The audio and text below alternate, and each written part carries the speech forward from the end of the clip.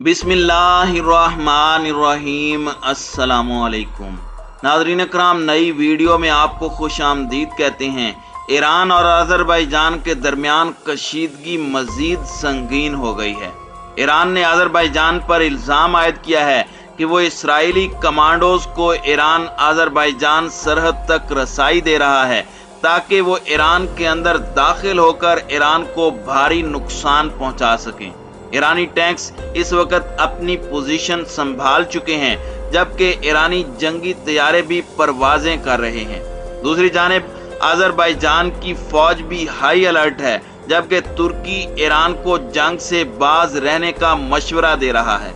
क्या ईरान आने वाले दिनों में अज़रबैजान पर हमला करने जा रहा है? सूरत हाल इस कदर संगीन क्यों कर हुई है, इस पर हम आज की वीडियो में बात करेंगे। ताहम वीडियो की तफसील में जाने से पहले चैनल पर नए आने वाले दोस्तों से गुजारिश है कि हमारे चैनल को सब्सक्राइब कर लें, बेल आइकन पर क्लिक कर लें, ऑल नोटिफिकेशंस को ऑन कर लें ताकि हमारी नई आने वाली वीडियोस आपको बर वक्त मिल सकें। नाज़रीन कराम, ईरान और अज़रबैजान के दरमियान कशीदगी बतदरीज बढ़ती जा रही है। 700 किलोमीटर तवील मुश्तरक सरहद वाले दोनों पड़ोसी ममालिक के दरमियान रिश्ते अब तक पुरअमन और मामूल के रहे हैं, लेकिन हालिया अरसे में इस रिश्ते में नशेबो फराज नजर आए हैं। ताल्लुकात में इस वाज़े बिगाड़ की कहानी गुज़श्ता माह उस वक़्त शुरू हुई जब तुर्की, पाकिस्तान और अज़रबैजान ने मिलकर ईरानी सरहद से थोड़े फासले पर मुश्तरका फौजी मशकें शुरू की। इस फौजी मशक को 3 ब्रदर्स 2021 का नाम दिया गया। ये मशकें अभी शुरू ही हुई थीं कि ईरान ने भी अज़रबैजान के करीब फौजी मशक का ऐलान किया। ईरान की फौजी मशक की मजम्मत करते हुए अज़रबैजान के सदर इल्हाम अलियूफ ने कहा कि ये एक इंतहाई अफसोसनाक वाक़या है। तुर्क न्यूज़ एजेंसी अनालोदो को इंटरव्यू देते हुए अलियूफ ने कहा कि कोई भी मुल्क अपनी सरजमीन पर कोई फौजी मशक कर सकता है, वो खुद मुख्तार है, लेकिन ये अब क्यों हो रहा है और ये हमारी सरहद पर ही क्यों हो रहा है। उन्होंने मजीद कहा कि 20 साल कबल सोवियत यूनियन के टूटने के बाद से ये पहला मौका था कि ईरान ने उनकी सरहद के इतने करीब अपनी ताकत के मुजाहरे का मंसूबा बनाया। नाज़रीन कराम, अज़रबैजान के सदर के बयान के बाद ईरान खामोश नहीं रहा, बल्कि फौरी तौर पर यह जवाब दिया कि यह उसकी खुद मुख्तारी का मामला है। ईरानी वज़ारत ख़ारजा के तर्जुमान सईद खतीबजादे ने एक बयान जारी करते हुए कहा कि हमारे मुल्क के शुमाल मगरबी सरहदी इलाकों में की जाने वाली फौजी मशकें हमारी खुद मुख्तारी का सवाल हैं। उन्होंने बयान में कहा कि ईरान अपनी कौमी सलामती के लिए तमाम ज़रूरी इक़दामात करेगा। इसके बाद खतीबजादे ने अपने बयान में जो कहा उससे इस कशीदगी का मफहूम समझा जा सकता है। अपने बयान में उन्होंने इसराइल का नाम लिए बगैर कहा कि वो अपनी सरहद के करीब यहूदी हुकूमत की मौजूदगी बर्दाश्त नहीं करेंगे।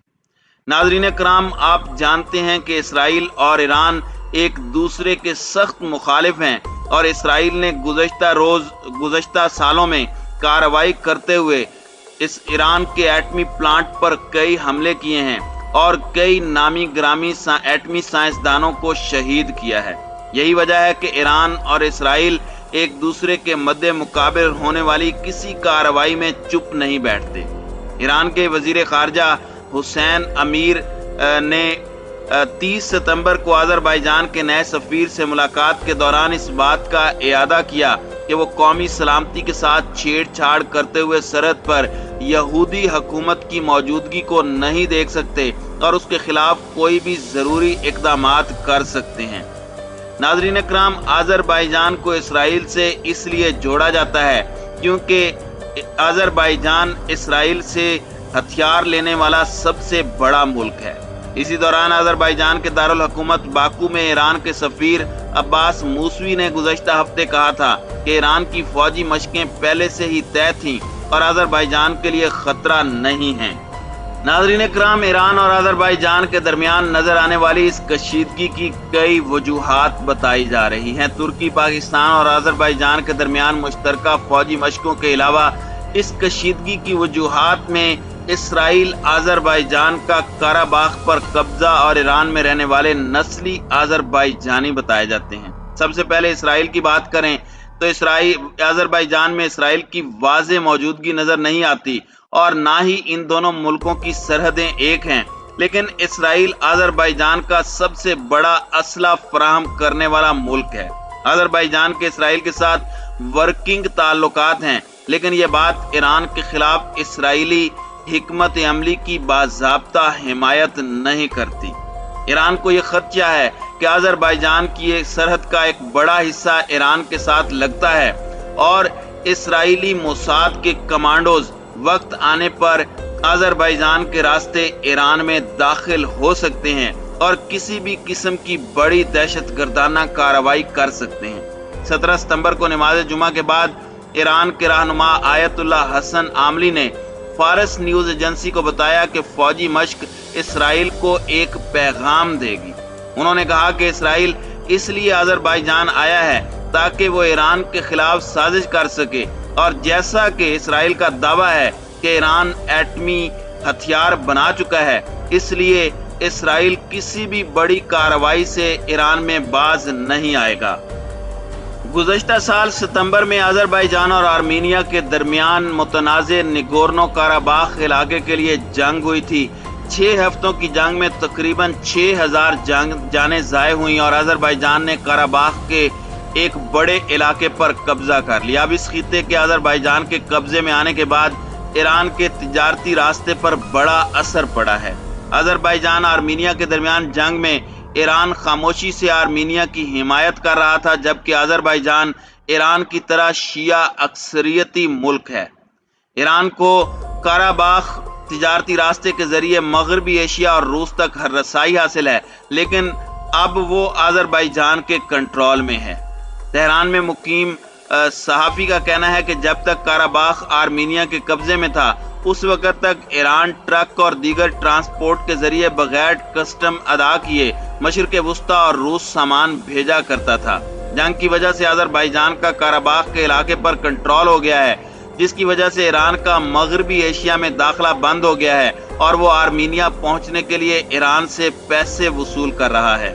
تاہم آذربائیجان کے لیے یہ پالیسی کافی آسان معلوم ہوتی ہے۔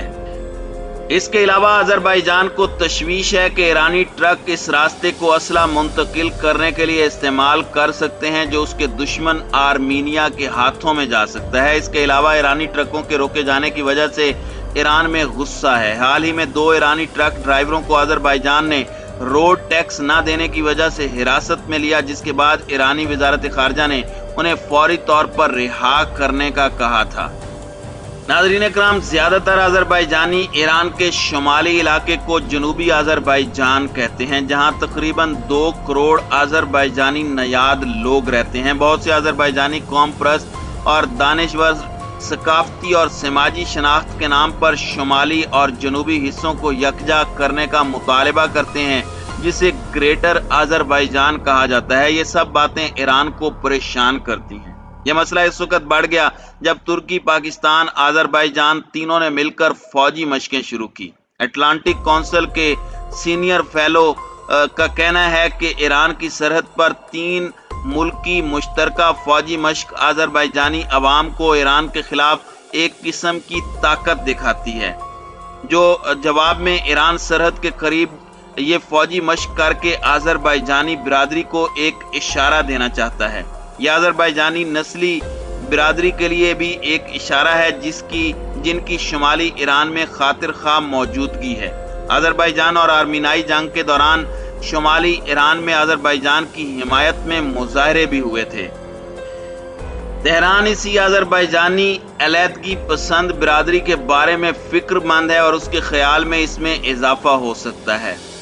سرحد کے قریب یہ فوجی مشقیں ملک میں رہنے والے آذربائیجان کے لوگوں کے لیے اشارہ ہیں۔ ترکی نیٹو فوج کا دوسرا سب سے بڑا حلیف ہے، جبکہ پاکستان خطے میں ایٹمی طاقت ہے۔ جب یہ دونوں ممالک آذربائیجان کے ساتھ فوجی مشقوں میں مصروف ہیں تو یہ باتیں روس اور ایران کو پریشان کرتی ہیں۔ اسلامی ممالک کی افواج کی یہ مشقیں اس کے لیے تشویش کا باعث ہیں۔ ایسا محسوس ہوتا ہے کہ آذربائیجان کی سرحد پر ایران کی فوجی مشقیں ایک ہی وقت پر کئی محاذوں کو مد نظر رکھتے ہوئے کی جا رہی ہیں، جن میں سر فہرست اسرائیل ہے۔